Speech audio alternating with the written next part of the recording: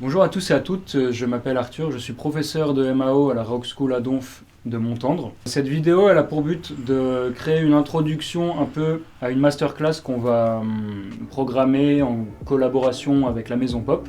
Cette masterclass, elle aura pour but de vous présenter la MAO d'un point de vue assez global, tout en rentrant un peu dans le détail. Il y aura une création live en direct, on va enregistrer des instruments de musique, faire un petit morceau. Et voilà, et vous expliquer comment tout cela marche. Donc dans cette vidéo, je vais expliquer un peu ce que c'est la MAO, comment elle a été créée, à quoi elle sert, sans rentrer trop dans le détail, parce que comme je vous ai dit, c'est une introduction, et on rentrera vraiment dans le vif du sujet lors de la masterclass. La MAO, elle a été créée, on ne sait pas trop quand, c'est assez flou, mais c'est plus ou moins au XVIIIe siècle où les scientifiques ont commencé à associer la musique avec les mathématiques.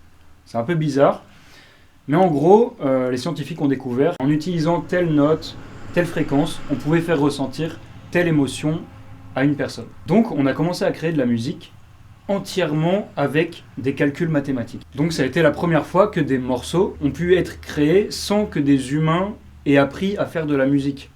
C'est vraiment des calculs mathématiques qui ont permis de créer ces morceaux. C'est dans les années 1970-1980 que la MAO commence vraiment à se démocratiser auprès du grand public, avec l'arrivée notamment des synthétiseurs numériques.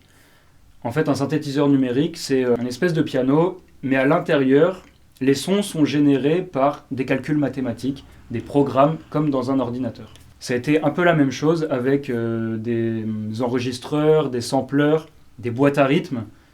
Tout ça, à l'intérieur, en fait, c'est plus ou moins vide puisque ce sont des programmes qui font des calculs et qui génèrent des sons. Ces sons sont déclenchés lorsqu'on appuie sur des pads, sur des touches, comme sur un clavier numérique. Après ces années 80 où les gens commencent à découvrir qu'on peut enregistrer sa musique sur des disquettes, des cartes, tout le monde commence plus ou moins à avoir des ordinateurs chez eux, des PC. Là on est en 2021, pratiquement tout le monde chez soi a un ordinateur. Donc des marques se sont mises à créer des logiciels qu'on pouvait installer et qu'on peut installer sur nos ordinateurs. Et ces logiciels-là sont de plus en plus performants et nous permettent donc de faire de la musique. Parmi ces logiciels, on peut retrouver Ableton, FL Studio, Cubase, Pro Tools, Logic.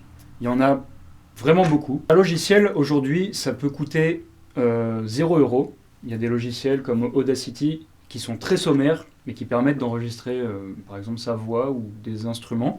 Et bien sûr, il y a du haut de gamme qui va coûter, je ne sais pas, plus de 600 € par exemple. Et ça va être les logiciels qu'utilisent les professionnels, que nous utilisons au studio, etc., etc.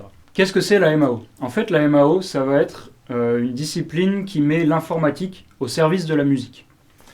Sur un ordinateur, une personne complètement lambda, avec bien sûr quelques années d'expérience, à regarder des tutoriels, à prendre des cours, elle va pouvoir d'elle-même créer son propre morceau de musique sans avoir besoin d'un guitariste, d'un pianiste, puisque dans un logiciel, elle va pouvoir trouver tous ces sons-là. Mais la MAO, ça ne sert pas juste à créer des morceaux, ça peut aussi permettre à des ingénieurs du son de mixer des morceaux, de les masteriser. Ça peut aussi permettre, lors de concerts, à des personnes de jouer en live leurs morceaux, les DJ par exemple. En conclusion, la MAO maintenant, ça peut permettre à n'importe qui de faire de la musique sans avoir besoin de matériel énorme et super cher, et d'humains qui sont capables de jouer de la batterie, de la guitare, ou alors de mixer des morceaux, parce qu'un humain peut maintenant, grâce à un ordinateur, faire tout ça tout seul. C'est pas hyper intéressant de le faire tout seul, mais c'est possible. Comme je l'ai dit, donc, un logiciel, ça comporte des banques de sons, donc il y en a vraiment de toutes sortes. Ça peut être des batteries, des grosses caisses, des caisses claires, des charlets, ça peut être des synthétiseurs, ou alors des pianos, des sons de guitare. Et donc, un logiciel de MAO va permettre d'émuler tous les instruments de musique qui existent, avec bien sûr plus ou moins de fidélité. En soi, on peut partir du principe qu'un logiciel n'aura jamais le même son qu'une guitare, et qu'on trouvera plus de chaleur dans une vraie guitare que dans un logiciel, même si de plus en plus les choses se développent et on arrive à retrouver ce toucher d'une vraie guitare. Le beatmaker, qui est celui qui va faire de la musique sur son logiciel, on peut appeler ça aussi un producteur, il va finalement pouvoir jouer de la guitare, du piano, de la batterie, sans jamais n'avoir appris à jouer ces instruments. Bien sûr, Ça peut toujours aider, et ça aide toujours d'ailleurs, de savoir jouer des instruments avant de se lancer dans la MAO, parce qu'on aura déjà des bases techniques au niveau rythmique, au niveau mélodique, au niveau des accords. Mais il y a plein d'exemples de gens qui ont commencé la MAO sans n'avoir jamais pris de cours de musique auparavant. Quand on arrive vraiment dans le logiciel et dans son ergonomie, en fait on va avoir des pistes. Et ces pistes-là, ça va être les mêmes pistes par exemple que sur les grosses tables de mixage qu'on voit dans des studios. On va pouvoir monter leur son, le baisser. Ces pistes-là, chacune est indépendante et va pouvoir comporter un instrument. Donc une piste égale un instrument. Sur chaque piste, on va avoir le choix donc soit d'écrire des notes qui vont être jouées par les banques de sons de notre logiciel, soit on va pouvoir enregistrer directement des instruments qui sont externes, par exemple une guitare, et l'enregistrer donc sur une piste audio. Ça va être la principale différence entre les pistes MIDI et les pistes audio. Les pistes MIDI, elles, on va écrire les notes, c'est le logiciel qui va les jouer avec les sons du logiciel, et les pistes audio qui vont être donc de l'acquisition de sons, de l'enregistrement en fait. Dans notre logiciel, on va avoir le temps qui va être souvent de gauche à droite, et ce temps-là va être divisé en mesures. Bon là c'est de la technique musicale assez basique, des mesures qui sont divisées en temps. Et donc sur ces mesures, on va pouvoir superposer nos pistes, choisir quelle piste commence à quel moment. À la 4e mesure, je veux que ma guitare commence, ma batterie aussi, et donc elles vont commencer en même temps. Et sur les 4 mesures d'avant, par exemple, il n'y aura qu'un seul piano. Et c'est comme ça qu'on crée un morceau. On commence avec une introduction, ensuite on met notre couplet, notre pont, notre refrain, etc. Après, c'est à chacun de décider comment son morceau se reconstruit. Mais ça va dépendre de comment on va superposer nos pistes les unes avec les autres. Par exemple, le pont, il n'y aura que la guitare. Ensuite, le refrain, il y aura la guitare, la batterie, la basse, le piano, etc. Grâce à la MAO, un compositeur ou un beatmaker ou un producteur, comme vous voulez l'appeler, il va devenir le chef d'orchestre et le compositeur de ses propres morceaux. Il va dire au logiciel comment chaque partie de son morceau doit être jouée et comment chaque instrument doit le jouer.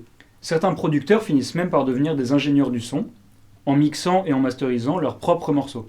Donc le mix et le mastering, on va y revenir plus tard. Mais en gros, un musicien, par le biais de la MAO, va vraiment pouvoir développer beaucoup de compétences et élargir énormément son spectre de capacités et de connaissances.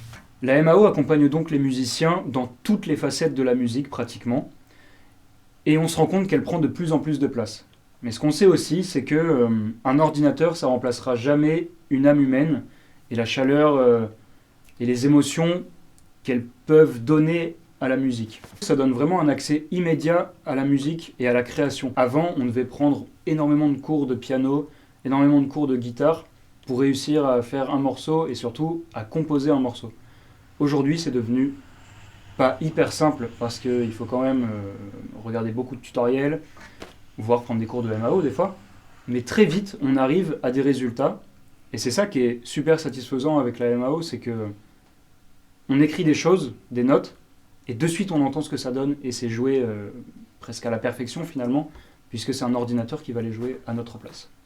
Il devient donc pratiquement essentiel pour n'importe quel musicien de s'intéresser à la MAO. On ne parle pas forcément de devenir des professionnels du numérique, de l'informatique, mais de s'intéresser globalement à comment marche un logiciel, comment marche un enregistrement, un mix, un mastering, en suivant par exemple des tutoriels sur YouTube ou en s'inscrivant dans des écoles de musique, comme la Rock School à Donf à Montendre, à des cours de MAO avec moi.